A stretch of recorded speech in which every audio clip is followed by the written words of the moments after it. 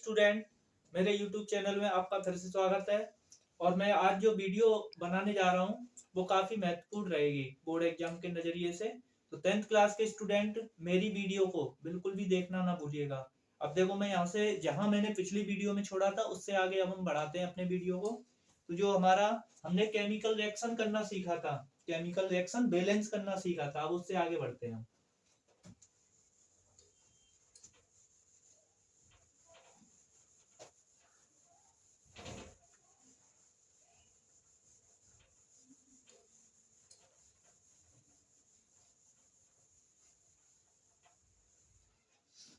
मैं एक एग्जांपल और दे रहा हूँ, यानी रासायनिक समीकरण संतुलित करने के लिए एक एग्जांपल और दे रहा हूँ।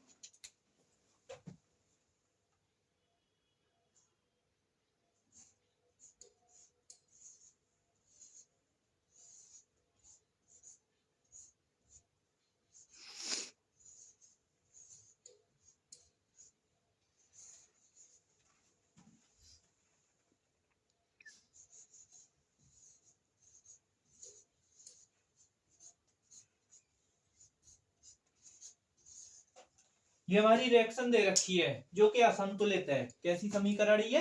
असंतुलित है।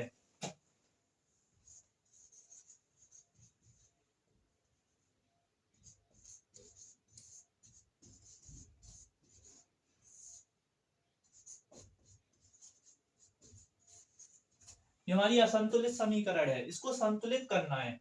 तो पहले हमने पहला जो एग्जांपल दिया था सेम उसी प्रकार से इसको भी हम संतुलित करेंगे। तो सबसे पहले हम अभिकारकों के परमाणु लिखेंगे और दूसरी साइड जो है उत्पाद के परमाणु लिखेंगे। तो सबसे पहले हम यहाँ अभिकारक के परमाणु,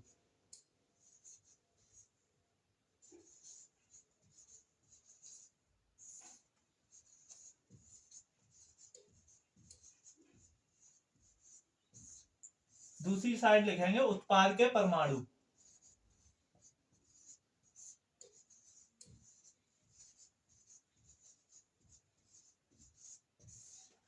इस तरह से लिख लिया। अब यहाँ हम अभिकारक के परमाणु देखेंगे, जो एरो से पहले लिखे होते हैं वो हमारे अभिकारक होते हैं। तो यहाँ पहला अभिकारक H2SO4 है। मैंने बताया था हाइड्रोजन ऑक्सीजन को बिल्कुल लास्ट में हम लिखते हैं, सबसे पहले हम अन्य परमाणु को लिखते हैं। तो यहाँ हमारा S है, सबसे पहले S की संख्या यहाँ हमारी कितनी है? इस साइड में ओनली एक है, 1। नेक्स्ट है Na की संख्या यहाँ पे 1। अब ऐसे ही नेक्स्ट है हाइड्रोजन, 2 + 1 3, ऑक्सीजन 4 + 1 5। ये ऐसे ही अब हमारे इधर के प्रोडक्ट वाली साइड के, इसको एस को पहले लिखेंगे, एस ओनली 1 है। सोडियम Na की संख्या 2, हाइड्रोजन की संख्या 2, ऑक्सीजन 4 + 1 5। इस तरह से हमने लिख लिया। अब दोबारा से जो हमारा असंतुलित समीकरण है उसको हम दोबारा से रीराइट करेंगे। यहाँ पे H2SO4 plus NaOH arrow Na2SO4 plus H2O। अब यहां से हम देखेंगे हाइड्रोजन और ऑक्सीजन, इनमें सबसे बाद में हम मल्टीप्लाई करेंगे या इनको बाद में संतुलित करेंगे। अब ये देखना अन्य परमाणुओं में किसकी संख्या कम है। तो यहाँ देख रहे हैं सल्फर अकेला है, यहाँ भी अकेला है, तो बहुत are balance here. Now next atom हमारा Na हमारा 2 है और यहाँ Na हमारा 1 है। तो यहाँ 2 है, यहाँ 1 है, तो इसका मतलब यहाँ मल्टीप्लाई करना होगा हमें 2 से, 2, ये 2 के इक्वल। अब हम Na देखेंगे किसमें आ रहा है, ये हमारा Na है, तो यानी फ्रंट साइड से 2 से मल्टीप्लाई करेंगे। अब क्या क्या चेंज हुआ? सबसे पहले हाइड्रोजन चेंज हुआ, 2 + 2, अब हाइड्रोजन यहाँ 4 हो गया, तो ये 3 से कितने हाइड्रोजन हो गए? 4। ऑक्सीजन 4 और 2 कितने हो गए? 6। ये कंडीशन हो गई। सल्फर बैलेंस हो गया, सोडियम बैलेंस हो गया, हाइड्रोजन यहाँ 4 है, यहाँ 2 है, ये बैलेंस नहीं है। तो यहाँ 4 है, यहाँ 2 है, तो 2 से मल्टीप्लाई करेंगे, 2 × 2 = 4। हमने हाइड्रोजन में 2 से मल्टीप्लाई किया, तो हाइड्रोजन यहाँ है हमारा फ्रंट साइड से, इसमें भी 2 से मल्टीप्लाई करेंगे। ऑक्सीजन हो गए हमारे 4 + 2 कितने हो गए 6। Now sulphur equal both side, sodium equal both side, hydrogen equal both side, oxygen equal both side. तो होल रिएक्शन बैलेंस हियर, यानी हमारा जो रिएक्शन है पूरी तरह से पूरा संतुलित है। ये हमारा संतुलित समीकरण हो गया। ठीक,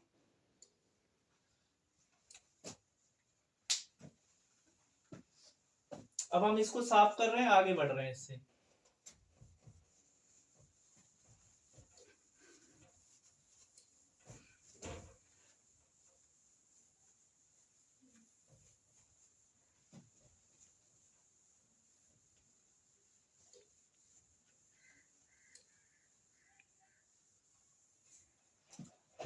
अब बात कर रहे हैं हम रासायनिक अभिक्रियाओं की, रासायनिक अभिक्रियाओं, केमिकल रिएक्शंस।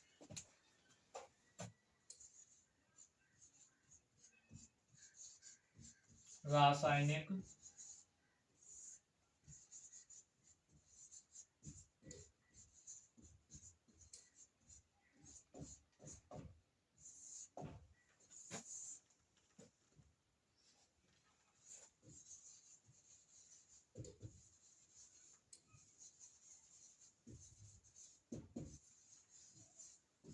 रासायनिक अभिक्रिया, जो रासायनिक अभिक्रिया होती है, यानी उसकी मैं डेफिनेशन पूरा, जब भी मैं अब क्वेश्चन कराऊंगा तो उनमें पूरी डेफिनेशन लिखा दूंगा इसकी, रासायनिक अभिक्रिया की। अब सबसे पहले हम समझते हैं रासायनिक अभिक्रिया कितने प्रकार की होती हैं और उन्हें हम कैसे कैसे मालूम करेंगे। मैं उनके पूरे टाइप को समझा देता हूँ यहाँ तुम्हें बारी बारी से। तो रासायनिक अभिक्रिया जो होती हैं वो मेनली 4 प्रकार की होती हैं। रासायनिक अभिक्रिया 4 प्रकार की होती हैं। नंबर 1 पहली होती है हमारी योगात्मक अभिक्रिया। योगात्मक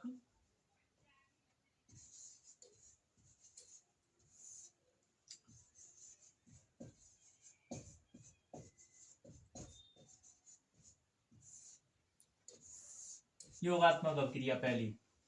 अब जो योगात्मक अभिक्रिया होती है उसमें क्या होता है, वह रासायनिक अभिक्रिया जिसमें 2 या 2 से अधिक, वह रासायनिक अभिक्रिया जिसमें 2 या 2 से अधिक अभिकारक मिलकर के केवल एक ही प्रोडक्ट देते हैं, एक ही उत्पाद बनाते हैं, तो उस अभिक्रिया को कहते हैं क्या, योगात्मक अभिक्रिया या संयोजन अभिक्रिया।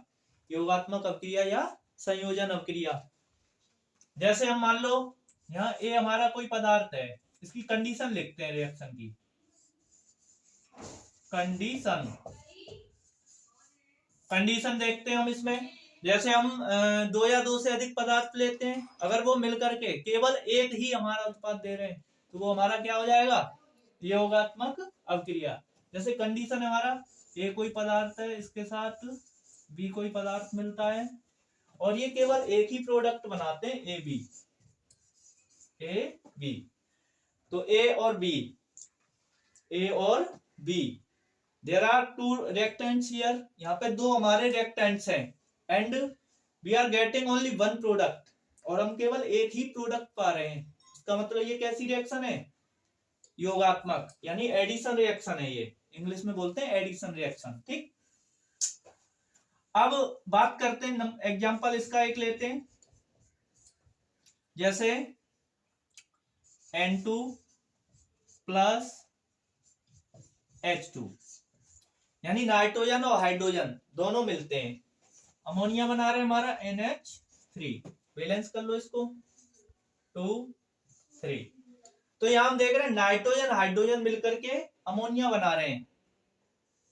यहाँ पे क्या है, केवल एक ही प्रोडक्ट है अमोनिया, जबकि यहाँ नाइट्रोजन हाइड्रोजन 2 हमारे अभिकारक हैं। तो 2 या 2 से अधिक अभिकारक मिलकर के एक ही उत्पाद देते हैं, तो उसी अभिक्रिया को हम क्या कहते हैं, योगात्मक अभिक्रिया। अब एक और एग्जांपल लिखते हैं इसका, H2 plus Cl2 arrow 2HCl, यानी हाइड्रोजन और क्लोरीन दोनों मिलते हैं, HCl दे रहे हैं। तो 2 प्रोडक्ट है, 2 रिएक्टेंट्स है हमारे, 2 अभिकारक हैं और 2 अभिकारक मिलकर के केवल एक ही उत्पाद दे रहे हैं, तो ये भी हमारी क्या हो जाएगी, योगात्मक अभिक्रिया। मैं समझा दे रहा हूँ, क्वेश्चन पूरा इसका जो है पूरा उसमें लिखाऊंगा, जो भी इंपोर्टेंट क्वेश्चन में लिखाऊंगा उनमें। केवल इसकी समरी समझ रहे हैं हम चैप्टर की। एक बार चैप्टर की समरी समझ में आ जाएगी तो इजीली लिख पाओगे तुम। समझ में आ गया?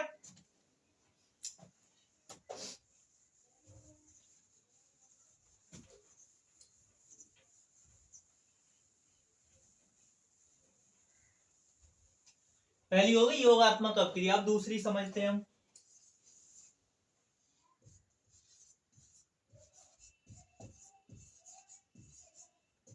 वियोजन अवक्रिया।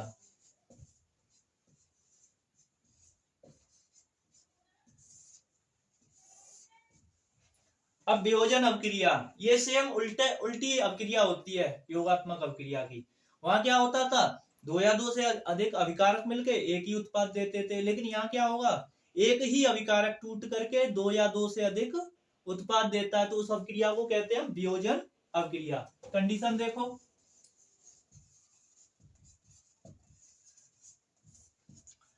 जैसे यहाँ ए बी हमारा कोई पदार्थ है, ये ब्रेक होता है, टूटता है, एक पदार्थ ए देता है और ये दूसरा पदार्थ बी देता है। यानी ए बी कोई पदार्थ है जो टूट करके ए और बी यानी दो उत्पाद दे रहा है, तो ये अवक्रिया क्या हो जाएगी, वियोजन।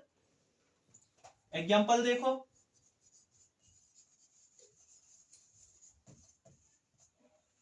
यानी एग्जांपल है हमारा CaCO3,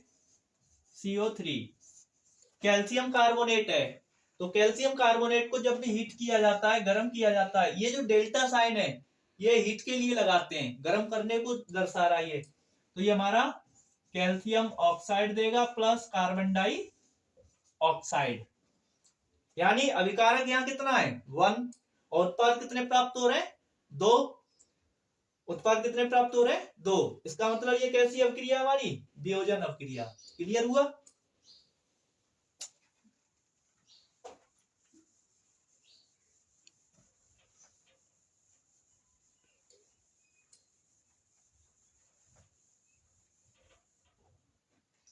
तीसरी आती है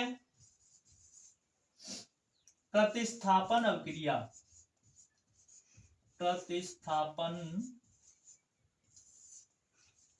अवक्रिया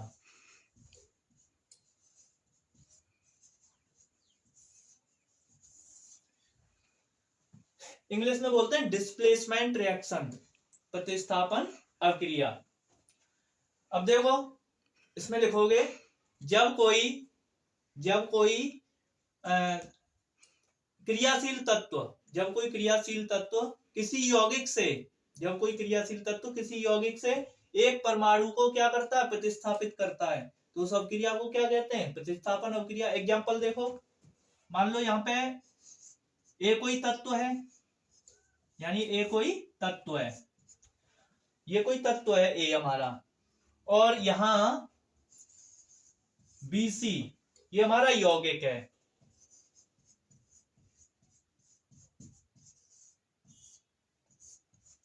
ए कोई क्रियाशील तत्व है, BC हमारा यौगिक है, तो ए के द्वारा बी को रिप्लेस कर दिया जाता है, यहां बन जाता हमारा AC प्लस बी। यानी ए जो है अधिक क्रियाशील है बी से, तो ए ने बी को हटा दिया, तो जो कंपाउंड बना, यानी ये एक तो यौगिक बन गया हमारा और ये तत्व, यानी तत्व के द्वारा एक तत्व का विस्थापन हो रहा है यहाँ, या प्रतिस्थापन हो रहा है। तो ऐसी अवक्रिया को हम क्या कहेंगे, प्रतिस्थापन अवक्रिया या विस्थापन अवक्रिया बोल सकते हैं। इसको दूसरी नाम से जाने, या विस्थापन अवक्रिया। ये इसकी कंडीशन है। अब हम एग्जांपल लेते हैं किसका, एग्जांपल जैसे Mg प्लस CuO, यानी मैग्नीशियम एक क्रियाशील तत्व है, Cu से अधिक क्रियाशील है, तो ये इसको विस्थापित कर देगा, ये हो जाएगा हमारा MgO प्लस Cu। तो Mg ने Cu को क्या कर दिया, विस्थापित, तो ये हमें प्रतिस्थापन अवक्रिया होगी। नेक्स्ट, अब हम फोर्थ लास्ट जो अवक्रिया उसको समझाते हैं।